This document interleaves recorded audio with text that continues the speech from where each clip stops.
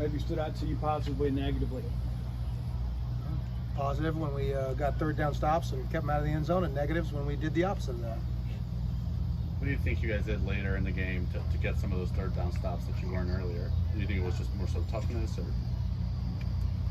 No, I mean, a couple times good plays in coverage, guys getting PBUs. A couple times maybe some good pressure or good, good job stopping the run on first, second down to getting good third down situations. So on that big touchdown, the 72-yarder, what exactly happened in the secondary there? It kind of broke down and allowed, it was Means or whatever his name was, kind of break down the sideline. I'd say I probably made a dumb call and put him in a bad position. So outside of that and a few other plays, what did you think of the quarterbacks, specifically Marvin and Emmanuel?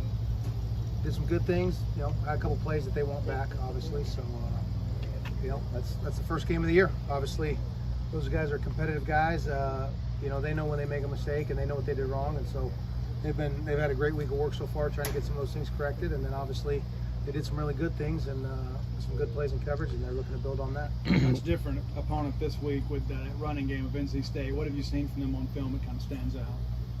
I think they do what they do as good as anyone in the country. I mean, they rushed for 295 yards in the opening game. Both tailbacks went for over 100 yards. One of them averaged 10 yards a carry. 16 carries for 160. So I think that's as impressive as a running back duo tandem as I've seen. And obviously, you don't run the ball well unless you got big guys up front who can win the line of scrimmage and move people, and they do a tremendous job. And that's to take nothing away from their quarterback and receivers, because they can hurt you equally in the passing attack. So they're a very complete football team, and I think that's as good of a coach football team as there is in the country. Outside of the 59-yard touchdown play, you guys held them to 42 yards on 24 carries. Are you happy with how the run defense performed? Well, I was trying to think, because you said, let's see, 72-yard touchdown and 59-yard touchdown. I got like PTSD from that, but yeah, I mean, if we can throw out all the big plays, then yeah, we played pretty good run defense. So yeah. One of the things you stressed last year was creating turnovers and doing something with it. First quarter of this game, your defense makes 2 turnovers, the offense takes and scores. Is that what you're really looking for from this bunch this year? I think everyone in the country is looking to create turnovers. I mean, Tyrus made a heck of a play. Just reacting on quick game, got his hands up, jumped, caught the ball. I mean, that's just a guy making a play.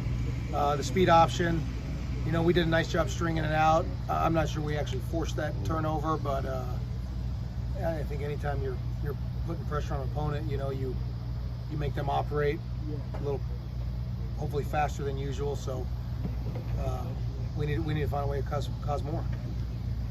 With the transition from fall camp or practices to actual game action, it can be kind of tough to get tackling down pat in the first game. How would you assess your team's tackling in game 1?